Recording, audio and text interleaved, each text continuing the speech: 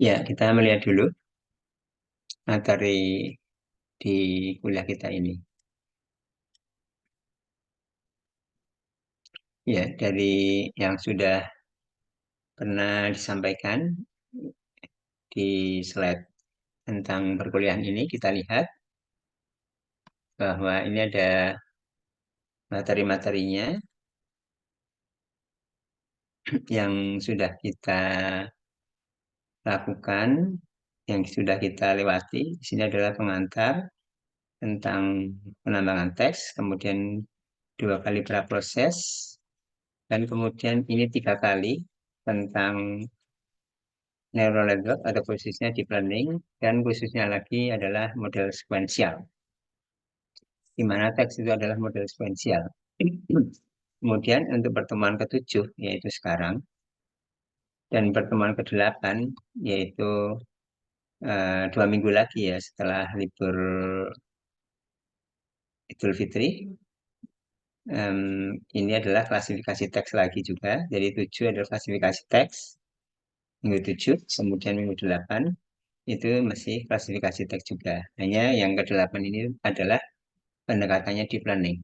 Yang sebenarnya kita sudah secara tidak langsung ya, ini yang klasifikasi deep learning sudah kita pelajari waktu di model sekuensial.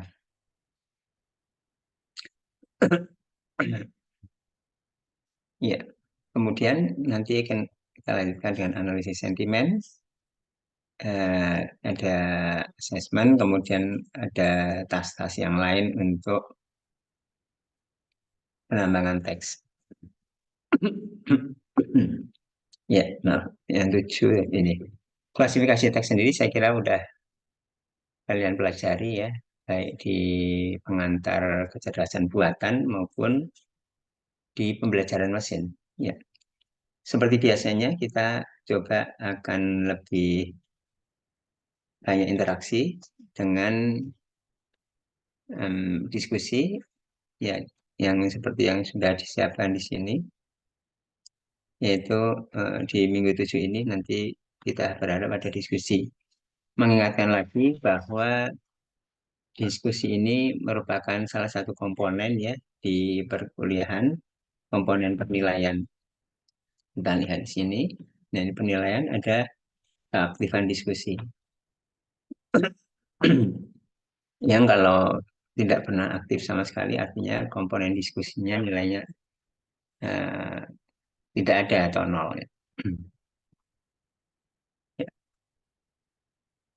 ya, ini udah ada yang disiapkan, yaitu slide tentang klasifikasi. Oh ya, saya balik lagi ke tadi dulu. Ini adalah klasifikasi yang di pertemuan 7. Dan di sini aja ya. Pertemuan 7 klasifikasi. Klasifikasi ini kita bahas klasifikasi dasarnya, yaitu apa klasifikasi, mengapa perlu klasifikasi, contoh-contoh untuk yang menggunakan klasifikasi. Di samping secara sekilas nanti ada naive Bayes dan SVM. Ya, secara sekilas meskipun di slide-nya itu cukup panjang lebar, tapi kita secara sekilas. Dan yang perlu diperhatikan di sini adalah bahwa klasifikasi yang di sini, yang kita pelajari di sini, yang khususnya naik bias dan SVM atau dan yang lain-lain yang artinya itu deep learning, itu artinya yang belum sekuensial. Artinya belum sekuensial itu artinya atau tidak sekuensial itu artinya sesuatu yang sebenarnya kelemahan ya. Ya kita coba untuk diskusikan juga. Kita ulangi diskusi meskipun kita udah pernah beberapa kali diskusi tentang hal itu. Ya, ini seperti itu pengantarnya. Ini saya tutup. Ya, nanti kita akan diskusi di samping menggunakan slide ini. Kita akan coba diskusikan, yaitu tentang awalnya pengertian klasifikasi teks dan proses klasifikasi teks. Oke, sambil saya buka juga whiteboard-nya.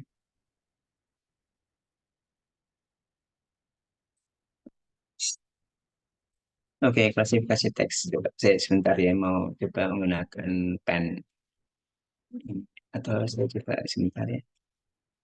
Kalau menggunakan ini apa bukan whiteboard, tapi menggunakan tablet.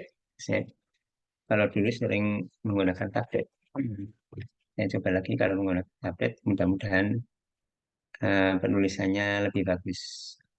Dan yang akan kita diskusikan sekarang adalah em, apa itu klasifikasi secara umum.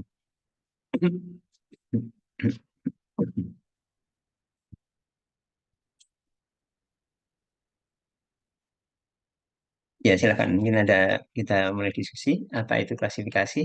Secara umum bukan hanya klasifikasi teks, tapi klasifikasi.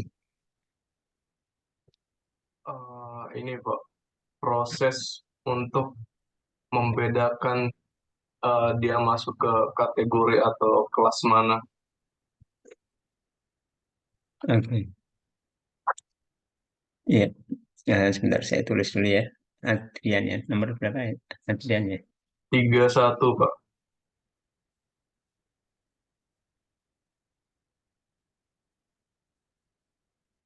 21.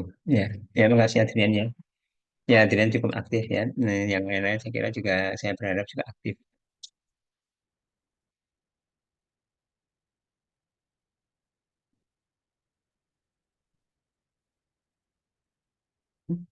Yang lain silakan.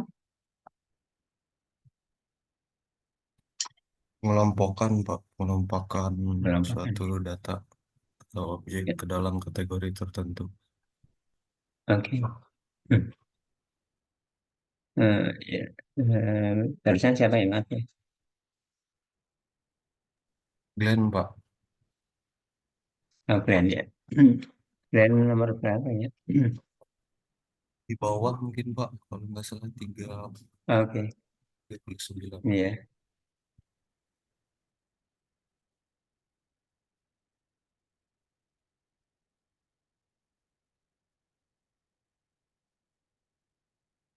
Ya, sambil saya coba untuk eh, apa coret-coret di ini ya, ini dan untuk coret-coretnya ini bisa.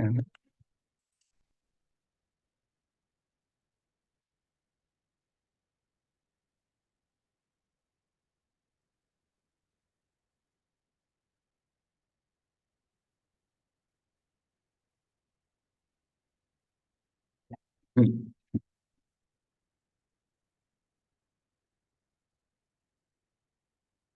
Ya, sambil saya nyiapin ini, kayak pennya nggak ada ini batunya.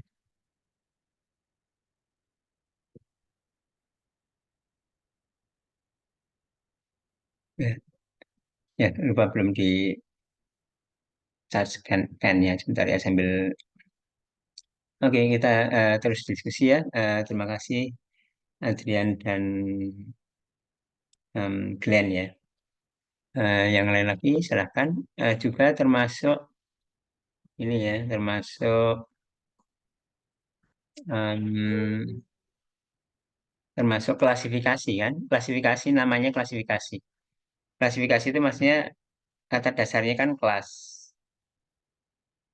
Ya, kelas kemudian di ada klasifikasi ya, classification, klasifikasi itu kan em, sesuai dengan namanya ya.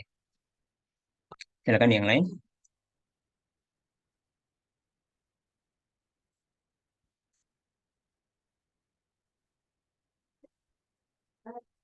Gimana? Silakan yang lain. Eh, Klasifikasi itu apa? Nanti juga yang penting adalah kalau kita mau apa kita mencoba mengenali sesuatu, kita juga coba membedakan dengan yang lain, khususnya yang mirip. Ya, jadi kalau misalkan contohnya ya analoginya, apa itu kuda? Nah, itu kemudian bisa membedakan dengan kuda itu dengan keledai, dengan zebra. Nah, sekarang klasifikasi itu apa? Proses apa klasifikasi? Yang tadi Adrian dan Glenn udah. Nanti kemudian ada yang lain-lain.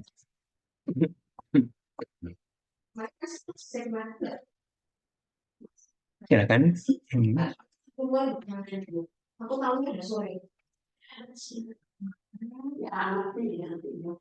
Ya, apa itu klasifikasi?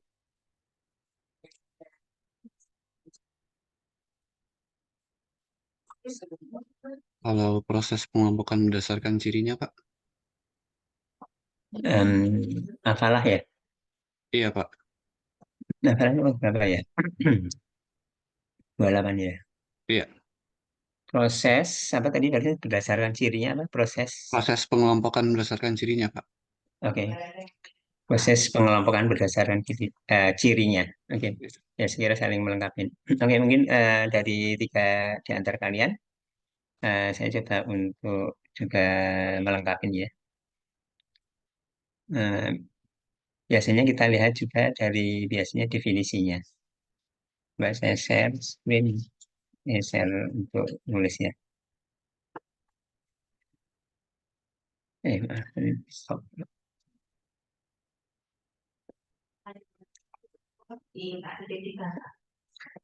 Aku kasih demo.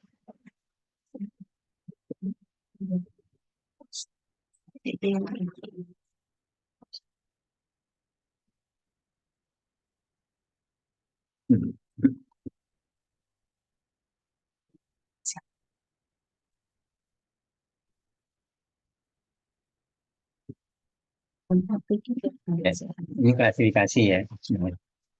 Ya, klasifikasi. Semuanya.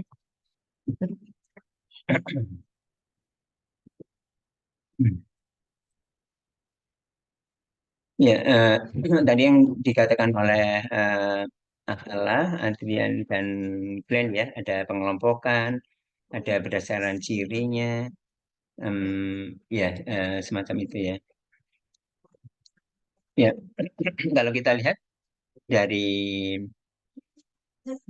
namanya sendiri, yaitu adalah kelas, pengkelasan ya, mungkin kalau bahasa Indonesianya bisa pengkelasan ya, kelas itu bak kelas atau kelas. Jadi klasifikasi itu atau sebelum ini juga, sebelum saya memberi komentar. Klasifikasi itu eh, supervise, supervised learning atau unsupervised learning.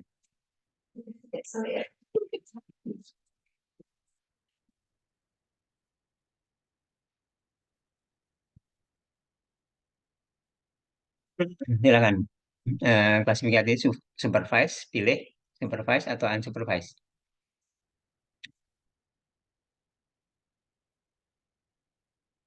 Supervise, Pak. Ya, silakan.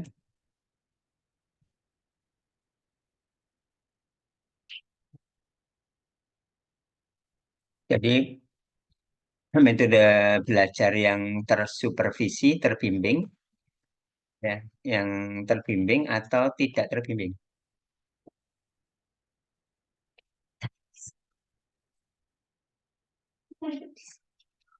Silakan, silakan.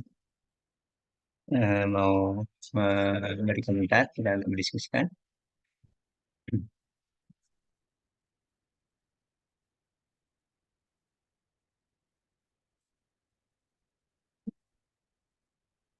Sambil saya mungkin mencoba untuk yang masih jarang ya.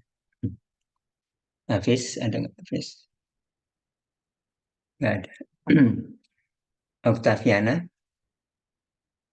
silakan Octaviana. Apa, supervise atau unsupervised? Gimana Octaviana? Maaf Pak, boleh diulangi lagi pertanyaannya? Oke. Screen, eh, share screen saya kelihatan ya tulisannya ya. Iya, kelihatan Pak. Ya, ya Octaviana ya. Klasifikasi, proses klasifikasi itu adalah proses learning yang mana? Proses learning yang supervised atau proses learning yang unsupervised?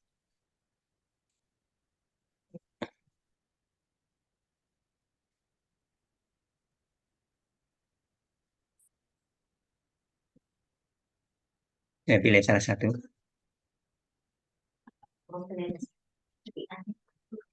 Ini kan Um, unsupervised. Oke. Unsupervised ya. Octaviana saya tulis dulu. Di sini saya catat. Udah aktifnya. Ya, mudah-mudahan selanjutnya Octaviana juga lebih aktif ya. Hmm. Mungkin selama ini agak kurang ya. Mungkin lebih aktif.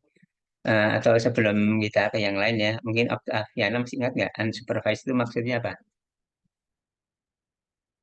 Masih ingat di mata kuliah pembelajaran mesin atau di learning di artificial intelligence?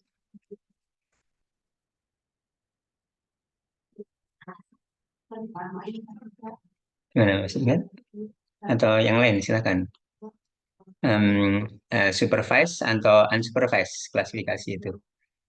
Kalau tadi menurut Octaviana unsupervised. Kalau yang kalian yang lain ada mungkin unsupervised atau supervised. Kalau ada penjelasan singkatnya lebih bagus. Sebelum kita nanti akan melanjutkan pembahasan apa itu klasifikasi. Karena dengan adanya kita tahu bahwa itu supervised atau unsupervised itu membantu menjelaskan apa itu klasifikasi. Oh, permisi Pak. Saya Silakan izin enggak? dulu Pak. Maulana ya. Iya Pak. Oke, Maulana silakan. Kalau nggak salah, Bentar, nomor berapa ya? klasifikasi nomor 25 Pak. Oke, 25. Ya, Tapi udah Maulana nanti minta tolong. Ya, alhamdulillah ini udah aktif ya, nanti lebih aktif lagi. Ya, silakan Maulana. siap Pak. Kalau nggak salah, klasifikasi itu dia menggunakan supervised learning Pak. Karena Oke, supervised ya. learning itu menggunakan data yang berlabel Pak. Oke, ya. Data berlabel ya. Supervise karena data berlabel ya. Oke. Ya, makasih ya, Maulana. Mungkin satu dua yang lain. Klasifikasi itu supervise atau unsupervised. Jadi dengan apa kita mempelajari sesuatu seperti misalkan kita topiknya adalah klasifikasi teks atau klasifikasi teks itu kan klasifikasi ya. Jadi kita belajar tentang klasifikasi dulu atau lebih memahami klasifikasi dulu untuk memahami apa itu, yaitu apa itu klasifikasi. Kita apa dalam hal ini kita perlu memahami apakah klasifikasi itu supervised atau unsupervised. Ya, gimana yang lain silakan.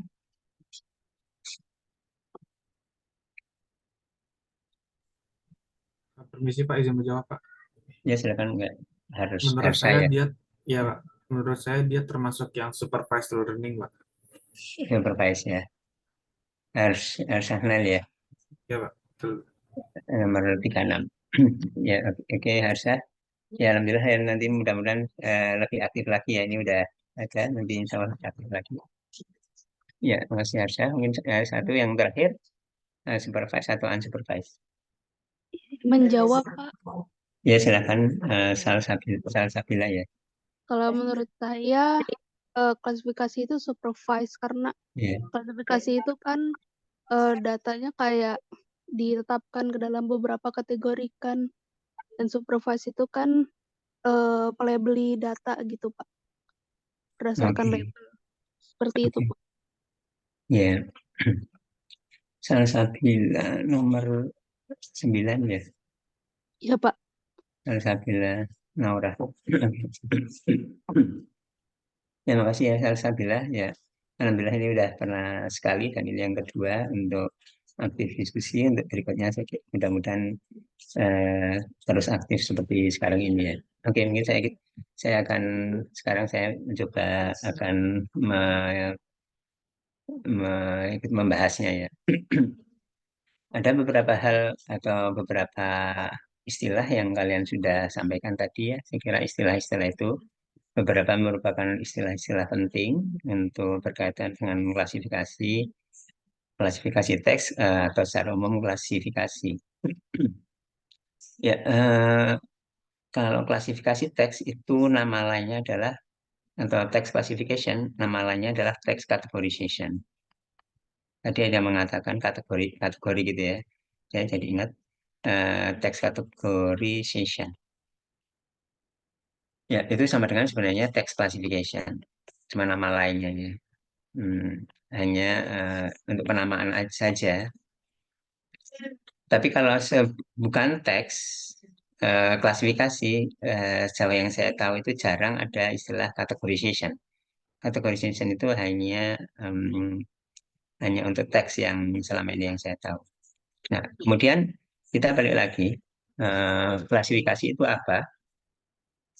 Klasifikasi itu apa? Kita tahu dari supervise dan unsupervised dulu. Nah, ini adalah supervise. Ya, seperti kalian sampaikan, beberapa di antara kalian, ini ada label, ada fitur, ada kategori, ya ada kelas itu sendiri.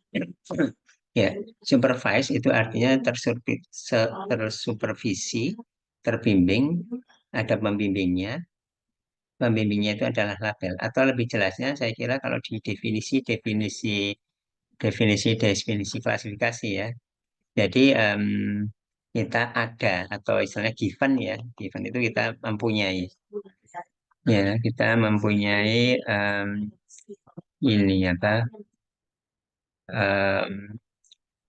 Kita mempunyai himpunan kelas. Himpunan kelas. Atau himpunan kelas itu artinya juga dilabelin ya, label atau mungkin ada label kelas. Jadi mempunyai itu udah didefinisikan. Kita mempunyai, kita mendefinisikan. Mempunyai atau mendefinisikan gitu ya. Satu himpunan. Himpunan itu diskrit, artinya bisa sedikit, tapi juga bisa banyak. Kemudian kelas itu diberi label.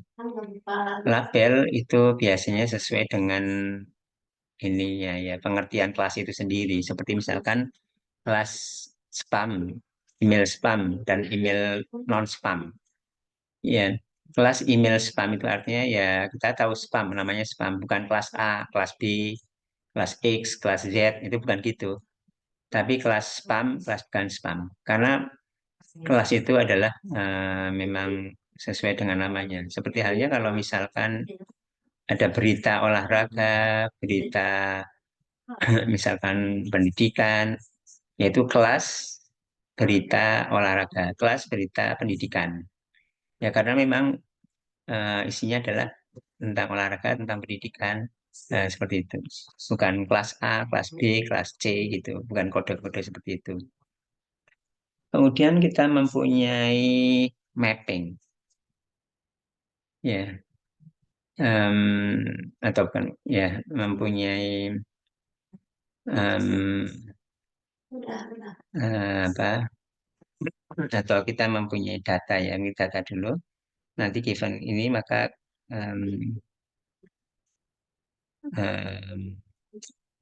ya ini juga nanti ada mapping. Mapping itu artinya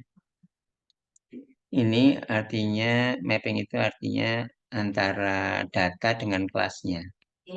Data dan kelasnya. Ya, ada data dan kelasnya. Data itu seperti misalkan email kalau teks ya. Kemudian kelasnya. Kelas itu artinya label kelasnya ya.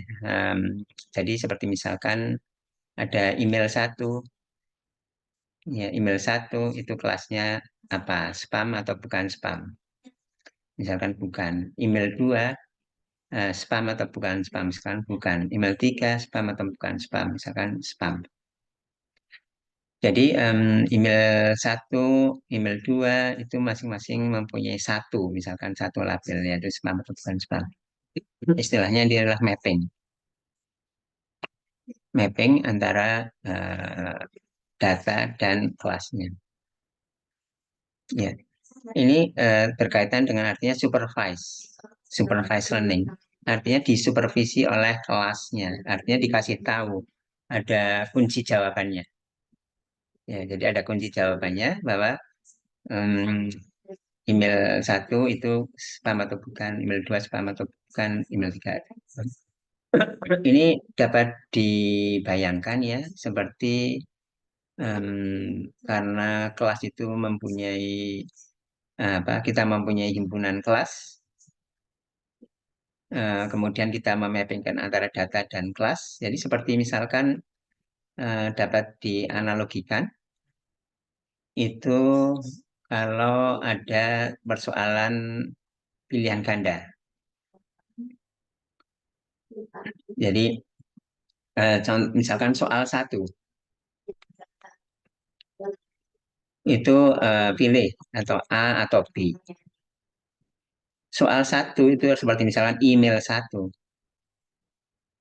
Ini spam atau bukan. Jadi email 2. Soal 2 itu berarti soal 2 itu artinya misalkan email 2. Ini spam atau bukan. Jadi pilihan gandanya kalau di sini contohnya 2. Email 3. Email 3. Spam atau bukan. Jadi given ya artinya kita mempunyai himpunan label kelas atau himpunan kelas. Kelas itu atau mungkin istilahnya kelompok tapi akan lebih yang standar itu adalah kelas. Yaitu misalkan dalam ini kelasnya kelas himpunan kelas itu C misalkan. C itu mempunyai C kecil dan C kecil 1, C kecil 2, di mana C kecil 1 itu misalkan spam, C kecil 2 itu bukan spam. Jadi kita definisikan dulu ini. Ya, kita definisikan dulu, yang ini kita definisikan. Kemudian kita punya mapping. Artinya kita punya soal dan jawabnya. Bahwa email 1 itu adalah bukan. Email 2 itu bukan spam. Email 3 itu spam dan seterusnya.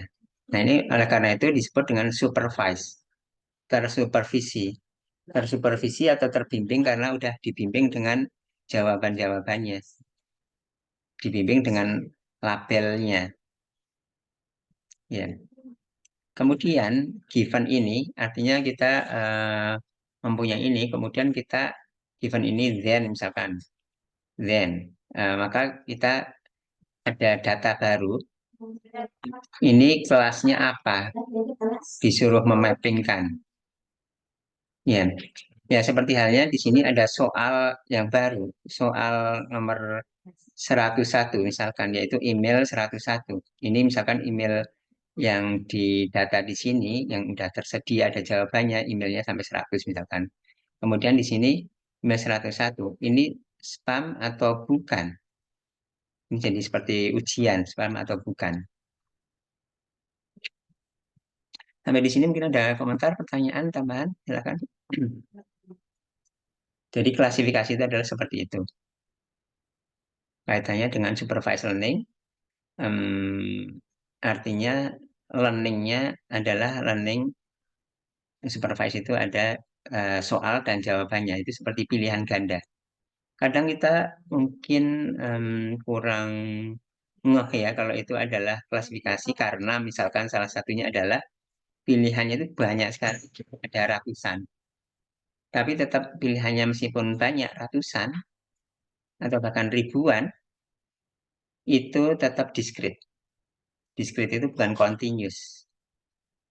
Ya, contohnya yang discrete banyak itu misalkan contohnya kalau ini adalah kalau di teks vocabulary kosakata seperti misalkan kalau misalkan apa misalkan ini apa language modeling kan misalkan ada kata misalkan saya sedang belajar bersama titik-titik kan di sini.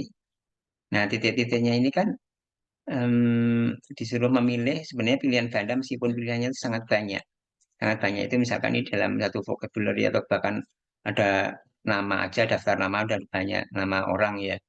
Kemudian di sini apa seperti itu ya, jadi pilihannya bisa sangat banyak, tapi ini kan pada prinsipnya adalah kelas. yang discrete. Silakan, mungkin ada komentar, pertanyaan?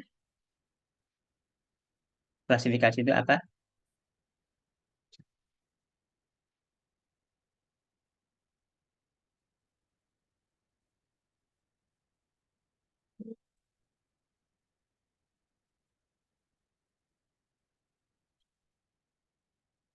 Kemudian, tadi seperti saya katakan, bahwa kita mengenali sesuatu, misalkan apa itu kuda, dijelaskan kuda itu adalah mamalia yang misalkan apa, mamalia yang apa, yang berkaki 4, dan ciri-ciri yang lain. Tapi di samping itu, untuk memahami apa itu kuda, kita juga perlu membedakan kuda dengan binatang sejenis, yaitu misalkan keledai dan zebra misalkan. Ya, kuda dibandingkan dengan keledai bedanya gimana? Kuda dibandingkan dengan zebra bedanya gimana? Nah, demikian juga ini klasifikasi. Klasifikasi dengan yang lain. Yang lain itu adalah yang mirip. Ya, yang mirip tapi bukan. Ini ada prediksi atau ya prediksi istilahnya salah satunya ya, atau regresi ya, nah, lebih regresi. Regresi dan yang kedua adalah klasterisasi. Regresi dan klasterisasi kita tidak bahas di mata kuliah ini ya. Em, Regresi itu kalau tadi kita di klasifikasi ini given ini, kemudian maka then apa ininya. Di sini tidak mapping dengan kelas yang discrete, tapi sesuatu yang continuous. Continuous itu yang prediksi atau regresi itu misalkan memprediksi cuaca berapa atau temperatur berapa derajat. Ya, berapa derajat itu meskipun ada range untuk kondisi normal, untuk di bumi itu kan juga ada tetap meskipun ada range antara berapa derajat sampai berapa derajat, atas bawah dan atasnya, tapi itu continuous nilainya, bukan discrete. Kalau di sini meskipun banyak, tapi tetap discrete, meskipun ratusan atau ribuan tetap discrete. Pertama itu, ini prediksi atau regresi. Kedua adalah klasterisasi. Di pembelajaran mesin kan udah belajar tentang clustering ya, clustering atau klasterisasi, mungkin lebih populernya namanya clustering. Ya, apa bedanya klasifikasi dengan klasterisasi atau clustering? Atau clustering itu apa? Silakan. Apa itu clustering atau klasterisasi? Kalau tadi klasifikasi itu ininya kata dasarnya kelas. Kalau klasterisasi atau clustering kata dasarnya adalah cluster. Jadi apa bedanya kelas dengan cluster?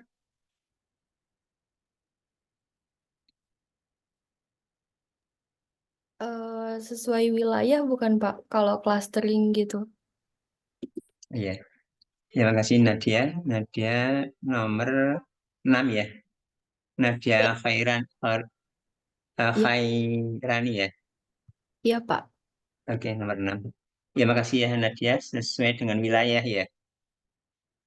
Betul Pak. Oke, mungkin ya ada kalau yang saya tangkap ya ini ada ke situnya ya meskipun itu masih abstrak atau menurut saya masih agak mungkin bagi kita yang paham ya mungkin seperti itu. Em, atau Nadia mau mengeksplor lebih jauh lagi apa bedanya klaster dan kelas?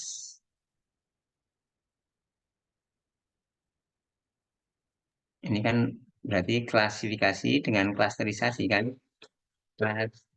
Klasifikasi dibandingkan dengan klasterisasi. Kali ini adalah kelas, ini adalah kelas, ini adalah klaster.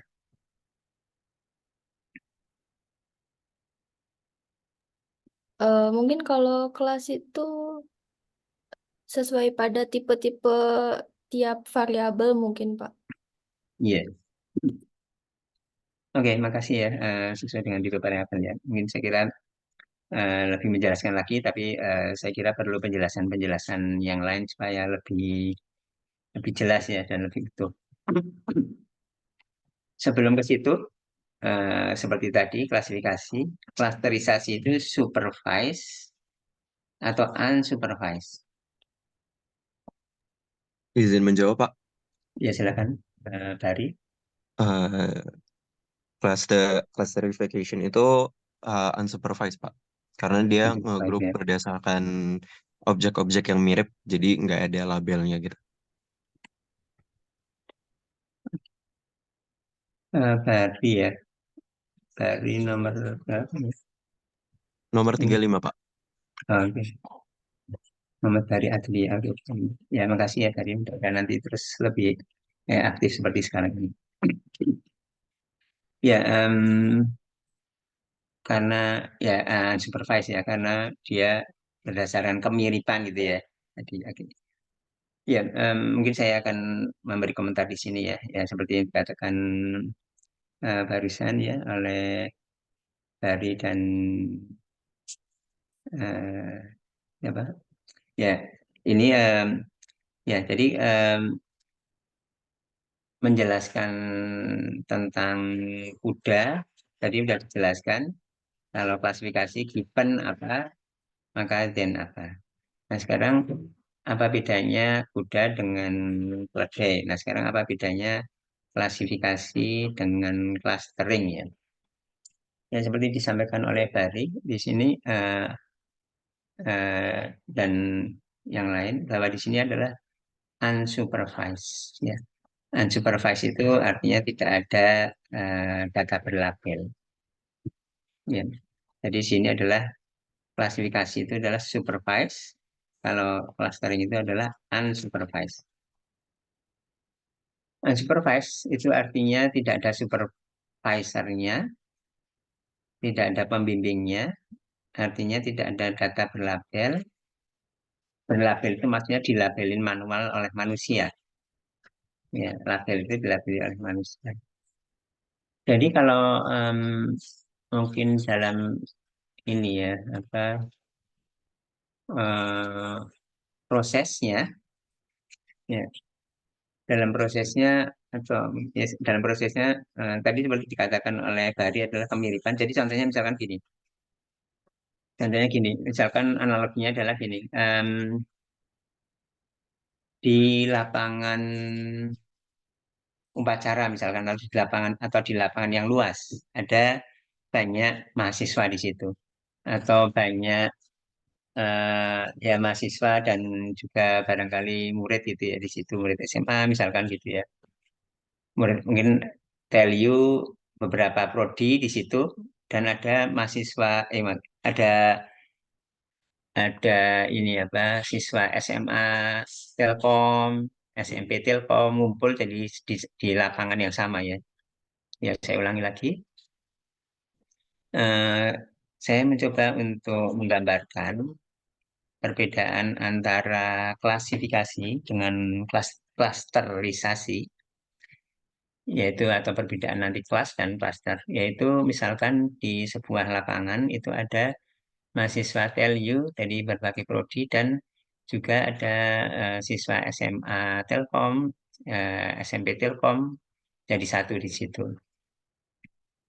Kalau klasifikasi, ya klasifikasi itu tadi adalah ada given di sini, given himpunan kelas, ya yang nomor satu, given himpunan kelas. Given himpunan kelas itu adalah sudah kita mempunyai atau juga mendefinisikan, yaitu contoh sederhananya adalah kelasnya itu adalah mahasiswa TELU pertama kelasnya. Kedua, kelas yang kedua adalah siswa SMA Telkom. Kelas yang ketiga adalah siswa SMP Telkom. Ya. Kemudian Yang nomor 2, yaitu kita mempunyai mapping antara data dan kelas. Artinya kita mempunyai mapping mahasiswa dengan dia kelasnya adalah mahasiswa atau siswa SMA atau siswa SMP. Ya, seperti itu. Jadi kelasnya sudah didefinisikan dan nama kelasnya adalah mahasiswa, kemudian siswa SMA, kemudian yang ketiga siswa SMP. Ya. Kemudian ada satu orang yang baru masuk, misalkan baru datang. Nah, itu diminta kita prediksi adalah mahasiswa atau siswa SMP, SMA atau siswa SMA. Siswa SMA atau siswa SMP. Ya, seperti itu ya. Terlepas nanti bahwa dengan data bahwa orang pertama mahasiswa, orang kedua mahasiswa, orang ketiga adalah seperti ini. Orang pertama mahasiswa, orang kedua mahasiswa, orang ketiga siswa SMA, SMP. Kita perhatikan ciri-cirinya, ciri fisiknya, ciri kelakuannya, misalkan gitu ya. Nah, kemudian ada satu orang yang masuk. Nah, kita ingin orang yang ke berikutnya, email di sini ya, email atau misalkan di sini orang, ini termasuk mahasiswa atau SMA atau SMP.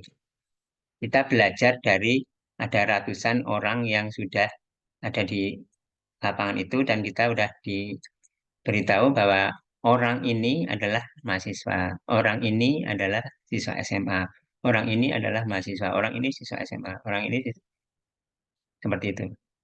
Ini adalah klasifikasi. Kemudian kalau klasterisasi adalah seperti tadi dikatakan oleh kalian ya, bahwa disuruh mengelompokkan. Kita nggak tahu kelompoknya. Kita nggak ada definisi kelompok. Bahwa kalau tadi ada definisi adalah mahasiswa, ada kelas kedua adalah siswa SMA. Kita tahu siswa SMA itu adalah yang sedang belajar di SMA. Ada siswa SMP yaitu yang sedang belajar di SMP. Nah, kalau pengelompokan itu berdasarkan kemiripan. Mungkin nanti ada mahasiswa yang gabung dengan ini apa dengan SMA digabungkan misalnya dari sisi fisiknya, dari sisi tingginya itu mirip-mirip. Nah, seperti itu. Jadi nanti kelompoknya itu tidak ada, belum ada definisikan kelompok 1, kelompok 2, kelompok 3 itu nama kelompoknya atau di dalam kelompok itu terdiri dari siapa saja atau yang cirinya apa saja belum tahu. Ya, sampai di situ mungkin ada pertanyaan, komentar?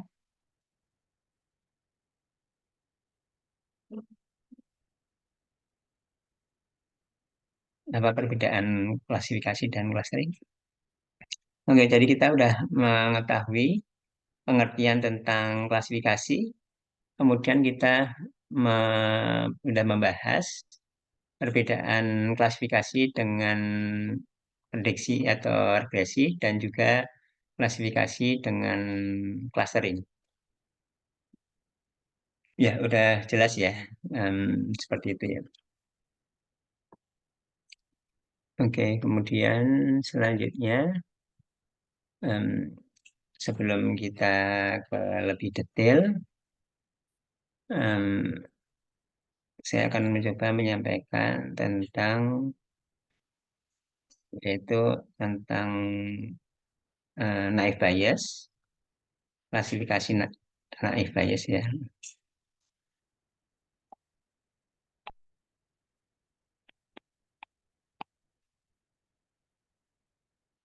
Dan klasifikasi SVM.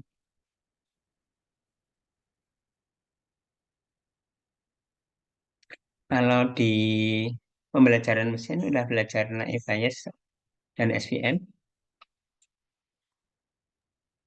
atau di Naive bias doang, Pak. naive bias ya. Nah, mungkin secara umum dulu sebelum naive bias dan SVM, yaitu karena supervised learning tadi ya. Karena supervised learning artinya ada proses istilahnya training. Ya. Jadi kalau kita ini ya, kita gambarkan, ini ada proses atau fase training. Kemudian ada katakanlah fase testing ya. Kalau di dalam waktu proses itu adalah fase testing. Ini penyederhanaannya seperti ini ya.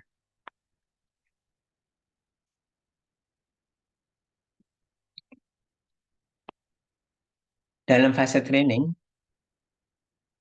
atau ya mungkin learning itu lebih ke training ya. Itu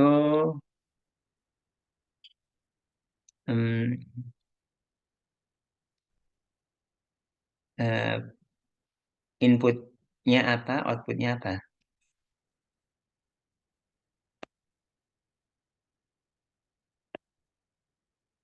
Inputnya apa, outputnya apa di fase training.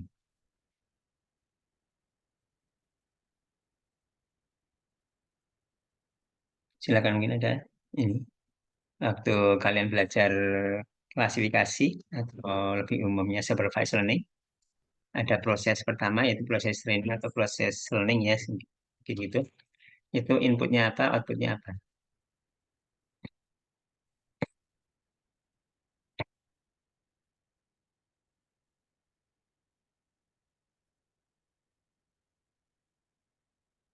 Silakan.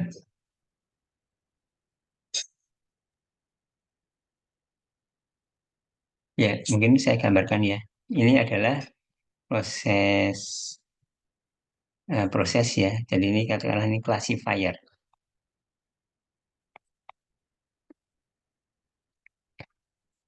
Ini data training.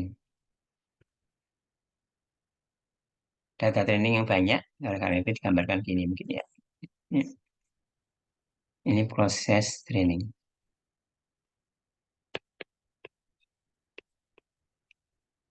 Ini outputnya apa?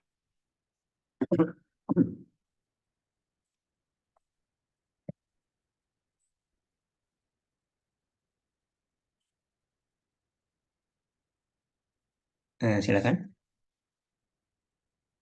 Tapi kebayangkan ya, ini outputnya apa? Ini apa itu tentunya data ya. Data saya gambarkan seperti ini karena ini biasanya jauh lebih kecil output dibandingkan dengan input. Kemudian ini proses training, kemudian di proses testing, katakanlah kita sampai testing ya. Kemudian bukan hanya testing, tapi bagaimana menggunakan proses testing itu adalah ini ada data.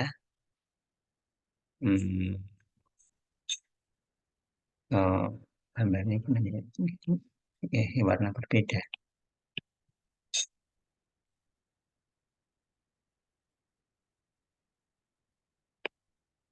Ya, testing di sini. Dari sini misalkan yang testing,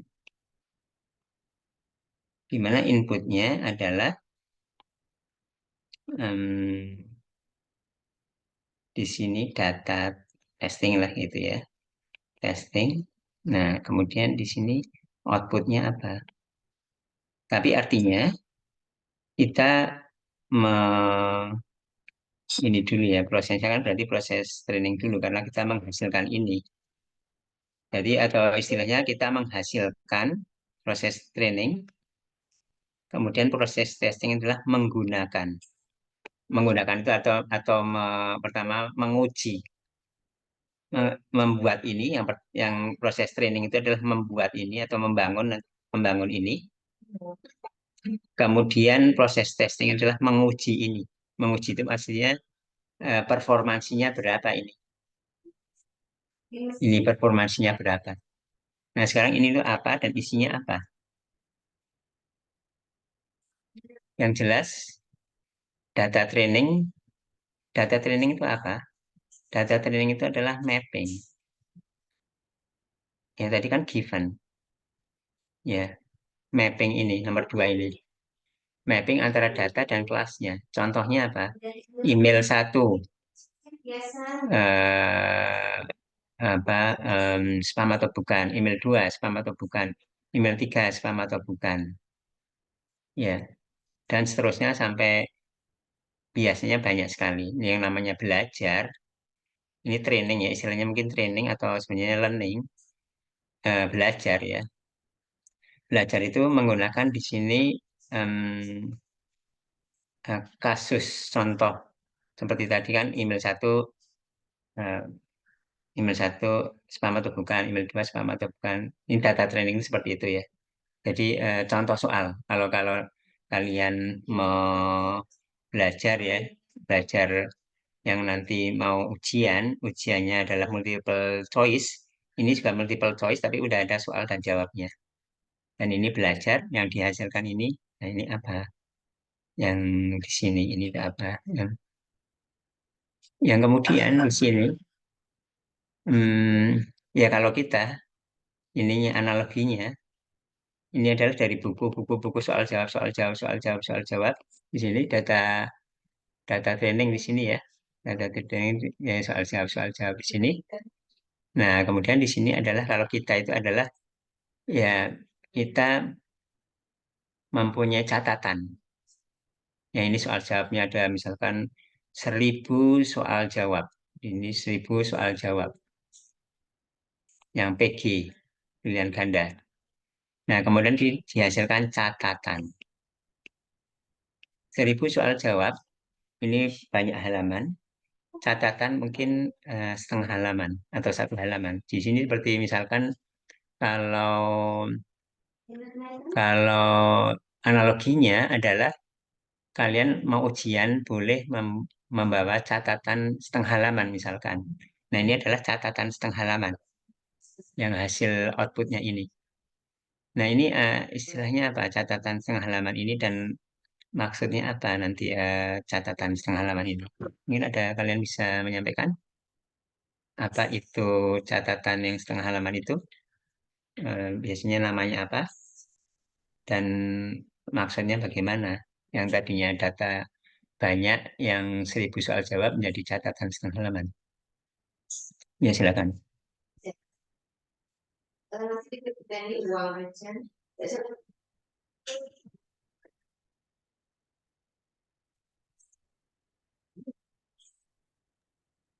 Izin menjawab, Pak. Ya, silakan, Mbak. Kalau saya belum tahu istilah namanya, tapi setangkap saya mungkin hasil dari pembelajaran dari testing data itu, Pak. Ya, hasil pembelajaran ya, ya, seperti itu ya. Kalau mungkin ada penjelasan lagi, ini mungkin salah satu karakteristiknya yang saya kira sudah katakan, input dibandingkan dengan output untuk proses learning atau proses training itu lebih besar yang input atau output, kan sama-sama bentuknya ini ya mungkin file atau juga ya file atau ini apa data, besar mana, data input atau output? Masih besaran input sepertinya, Pak. Oke, ya makasih ya Nadia, nomor 6 ya. Ya, jadi salah satu karakteristik penting adalah input jauh lebih besar. Ya, input jauh lebih besar daripada output. Jadi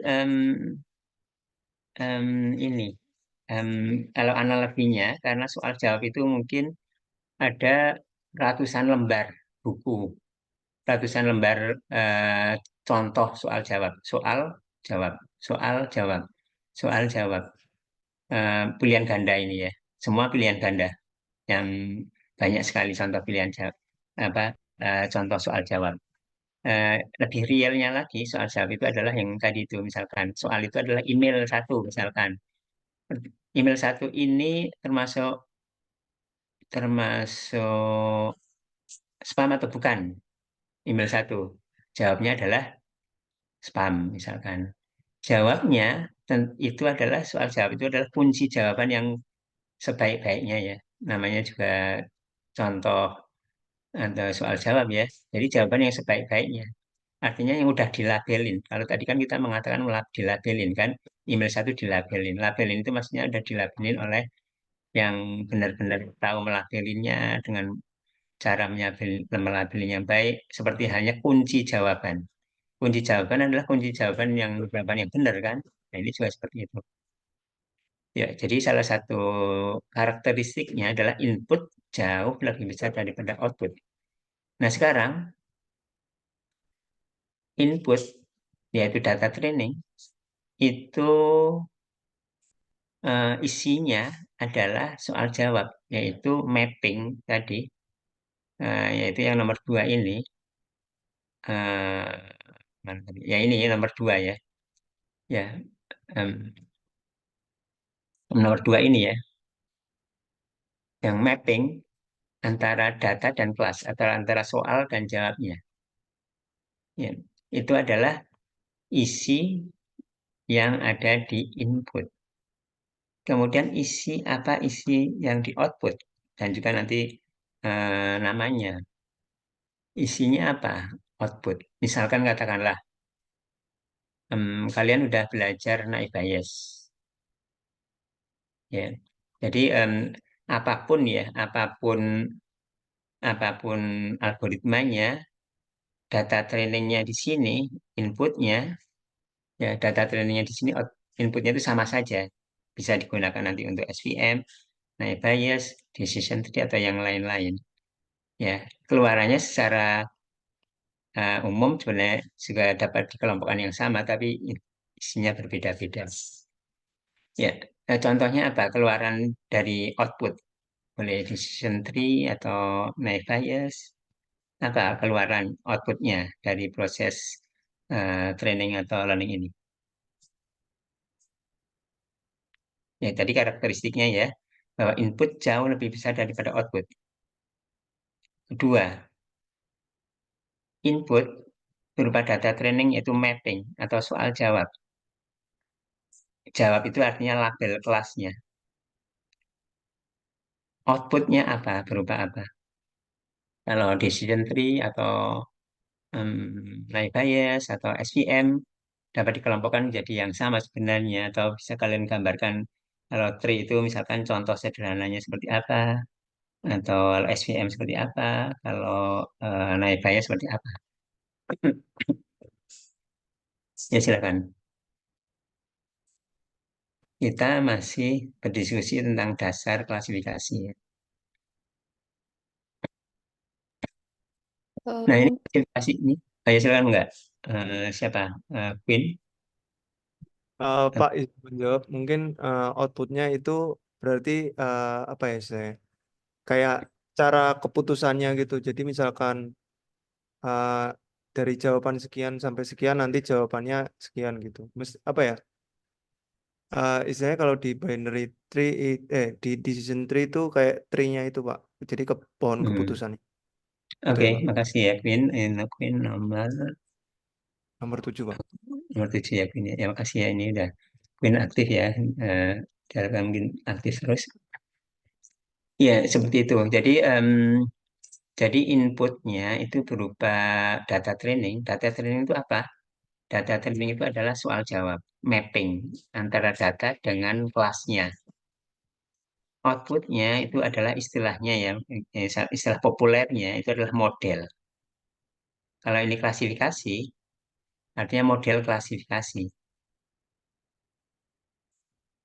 Kalau kita pernah belajar pemodelan bahasa, ini adalah model bahasa keluarannya. Bentuknya seperti apa? Model bahasa itu adalah seperti kalau pohon di sini klasifiernya pohon keputusan, outputnya berupa pohon. Nah, sekarang secara umum dikatakan bahwa ini adalah inputnya itu adalah data, tadi soal jawab. Outputnya itu adalah istilahnya knowledge ya, rule. Rule itu bisa berupa pohon. Jadi seperti misalkan pohon itu kan gini ya. Ya, pohon itu misalkan gini. Gimana contoh sederhananya ya. Ini yang saya penuhin ini adalah atributnya. Kemudian yang leaf-nya Yang liftnya itu adalah kelasnya. Jadi kalau atributnya seperti misalkan mengandung ini, misalkan ya atau tidak. Kalau ya, oh berarti kelasnya spam. Ini contoh sangat sederhana ya. Kalau tidak, ini adalah atribut 1 atau ciri 1. Ini adalah atribut 2 atau ciri 2. Oh, kalau tidak, kalau ya berarti oh ya udah spam. Kalau tidak, tidak sesuai dengan ciri itu, atau atribut itu, berarti ke bawah. Sekarang dicek di ciri kedua, atribut 2. Ya atau tidak? Oh, kalau ya, berarti di sini tidak, misalkan tidak spam. Bukan spam. Ini bukan aja, bukan spam. Kalau yang di sini, yang tidak lagi, oh ini berarti spam. Artinya ini suatu knowledge, suatu rule, suatu knowledge apa yang dihasilkan oleh classifier. Ya, baik itu di sini decision tree classifiernya, baik itu SVM, baik itu naive bias, NP ya, naive bias atau yang lain-lain. Jadi artinya inputnya itu adalah data contoh, Jadi dari contoh kasus. Kemudian ini adalah knowledge.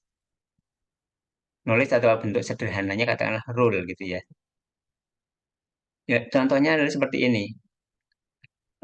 Ini adalah soal jawab contoh kasus, misalkan tentang kalkulus, misalkan gitu ya. Ini adalah teori kalkulus.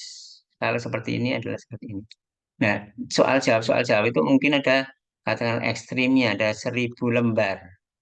Dari soal jawab yang banyak 1000 lembar. Ini kalian disuruh hanya menuliskan, jadi contoh soal jawab 1000 lembar itu hanya 5 lembar aja.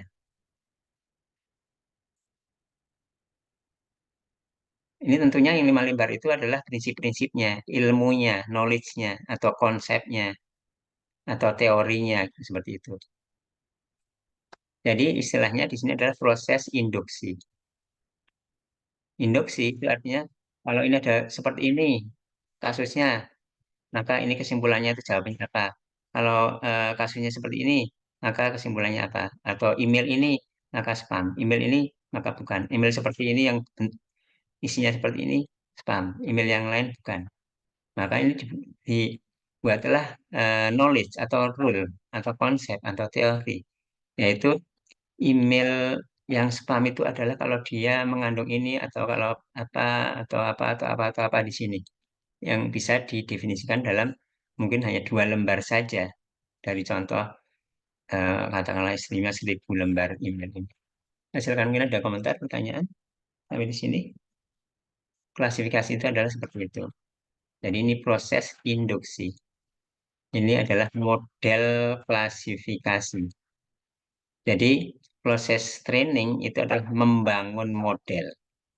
Proses testing dan selanjutnya itu adalah menggunakan model untuk mengklasifikasikan. Seperti email yang belum ada kelasnya, spam atau bukan, itu ditentukan, diprediksi dia spam atau bukan. Silakan ada komentar, pertanyaan.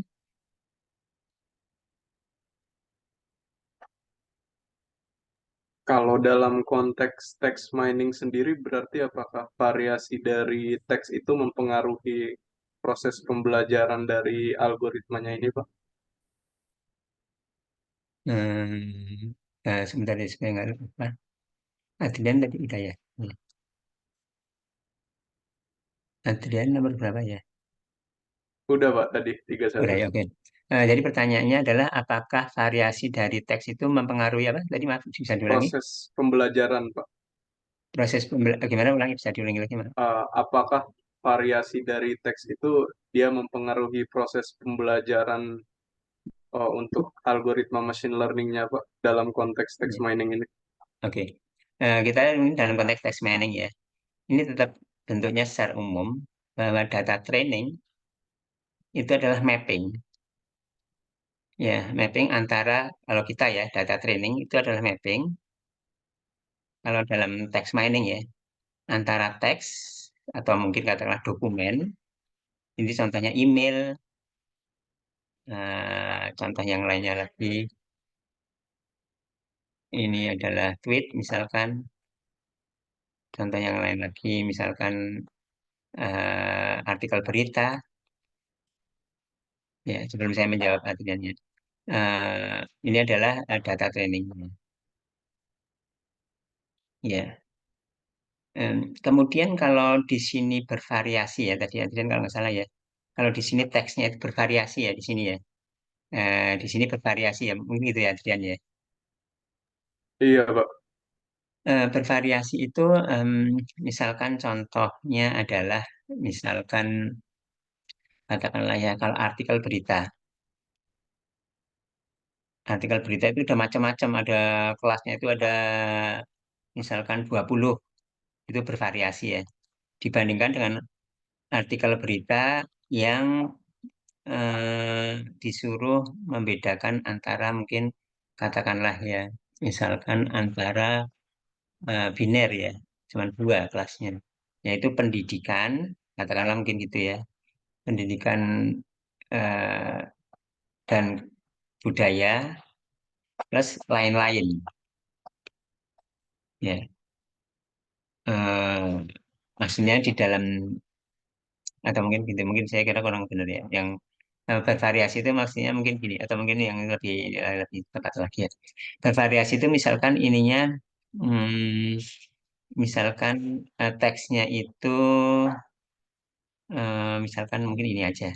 Ada email, ada tweet, ada artikel berita, bervariasi seperti itu maksudnya ya. Dibandingkan dengan email saja. Mungkin barangkali bervariasi seperti itu bisa atau emailnya sendiri semua email tapi emailnya lebih bervariasi. Mungkin seperti itu ya maksudnya Adrian ya. Iya, Pak. Lebih ke emailnya bervariasi sih, Pak. Oh ya, sama-sama email tapi emailnya bervariasi. Nah, Iya, Pak. kemudian tadi pertanyaannya apa mempengaruhi apa? Mempengaruhi pelatihan dari algoritma machine learning-nya, Pak. Oh ya. Jadi kalau datanya bervariasi, data inputnya bervariasi, misalkan emailnya bervariasi, ya, kemudian diminta untuk mengkelaskan, tentunya kalau bervariasi jadi lebih sulit ya. Lebih sulit karena variasinya lebih banyak. Artinya em, mempengaruhinya itu gini. Artinya datanya diharapkan lebih komprehensif, lebih banyak. Ya, karena bervariasi tapi datanya platnya sedikit, ya kita nggak bisa belajar ya. Kita bayangkan saja ya, kita disuruh belajar, datanya emailnya bervariasi, ya. Kemudian ada spam dan bukan spam, tapi bervariasinya banyak spamnya, jenis-jenis spam banyak. Yang bukan spam jenisnya banyak gitu ya. Ini ada jenis spamnya udah macam-macam jenisnya, maksudnya ada jenis spam yang model ini, spam yang model itu, spam yang model yang lebih baru lagi, spam yang model klasik lama, macam-macam seperti itu. Artinya kita bayangkan saja ya, kalau kita ingin belajar, kemudian menentukan spam atau bukan spam, di sini data untuk belajarnya itu harus representatif. Kalau ini bervariasi, datanya juga harus banyak.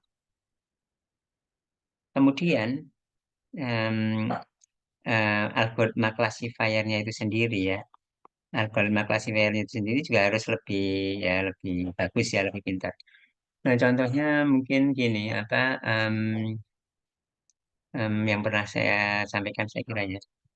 Ini adalah secara umum adalah seperti ini. Ini adalah skala atau volume dari data training. Kemudian di sini adalah performansi atau lebih tepatnya akurasi.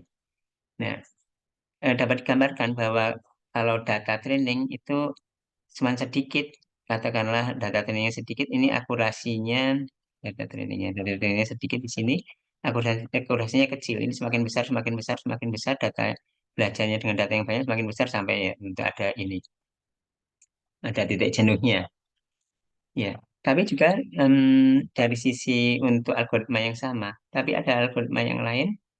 Ini kalau datanya di sini, ini ditambah tambah tambah segini. Mungkin saya mempunyai agak warna yang atau gini aja titik-titik ini bisa lebih tinggi lagi. Gitu. Ya.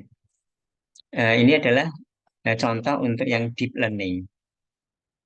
Untuk yang non deep learning.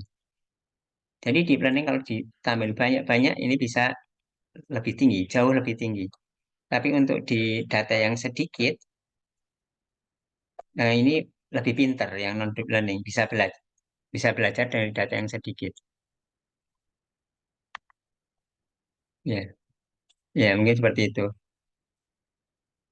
Gimana? Mungkin maksudnya seperti ini atau bagaimana ya? Oke, udah terjawab sih, Pak. Makasih, Pak. Oh ya, udah ya. Ya, sama-sama.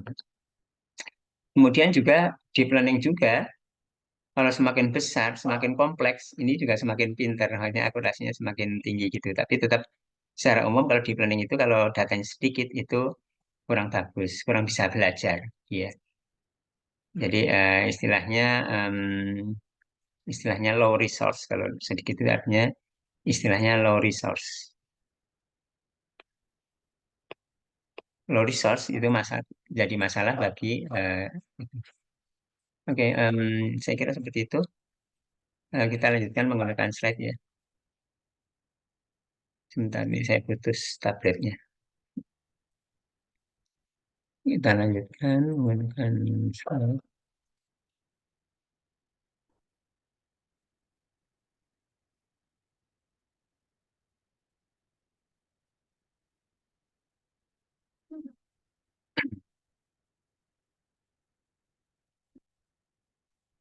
Hmm.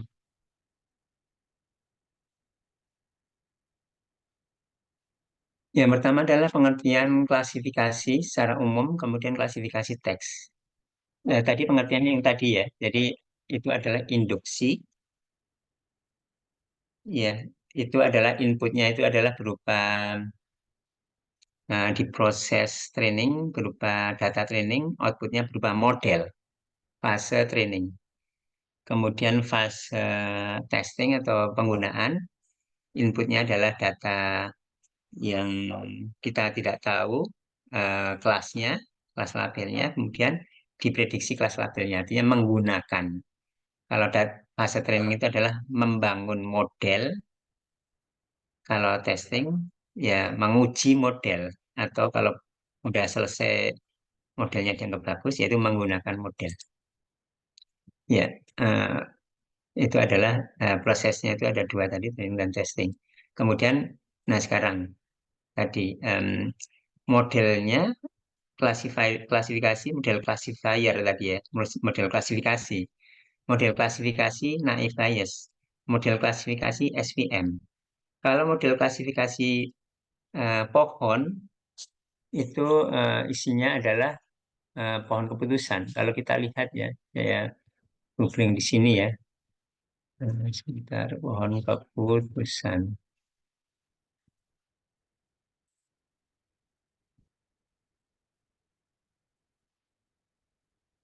Ya, kalau pohon keputusan kita lihat di sini hasil dari ini apa? Hasil dari proses training itu adalah berupa pohon. Ya, pohon itu adalah seperti ini contohnya, di mana di sini ada node ini adalah root dan node ini adalah atribut, ini adalah leaf itu adalah kelasnya.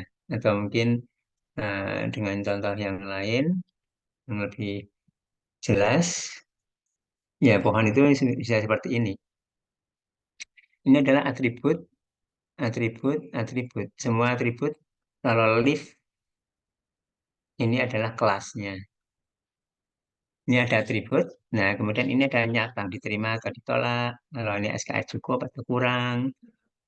Kalau untuk teks, ini bisa seperti ini. Sama, yang penting atributnya apa? Atribut. Nah, nanti akan kita lihat kalau teks itu jadi lebih kompleks memang. Kalau untuk klasifikasi, khususnya adalah decision tree atau yang lain. Oke, kita lanjutkan. Nah, yang menjadi pertanyaan adalah kalau tree tadi, decision tree tadi, model klasifikasinya berupa pohon. Kalau naive Bayes berupa apa? Kalau SVM berupa apa? Ya, mungkin ya, nanti itu pertanyaan yang nanti akan kita coba bahas ya. Sekarang kita coba lanjutin dulu.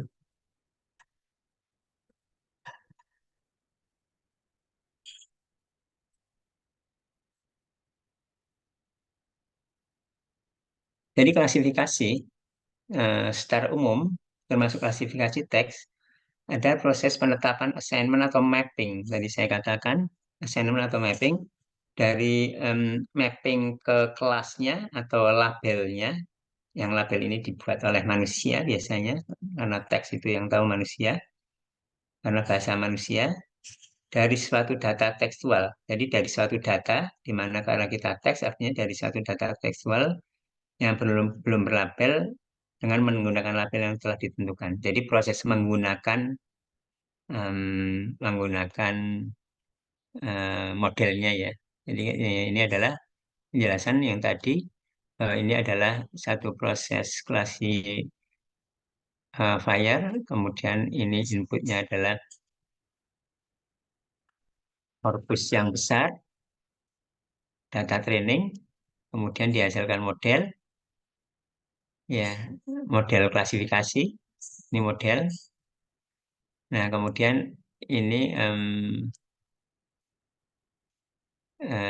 di mappingkan antara ini data, ini saya menggunakan mouse ya, data dengan ini label kelasnya.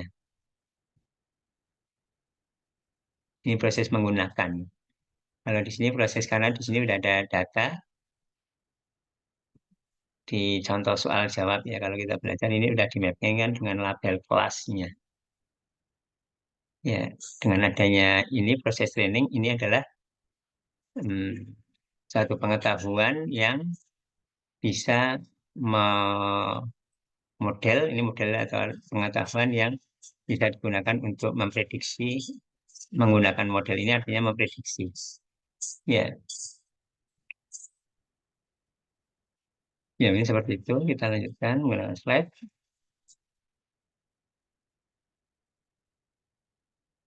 Ya, data tekstual itu ada kumpulan kalimat atau kumpulan kalimat itu ada kata-kata.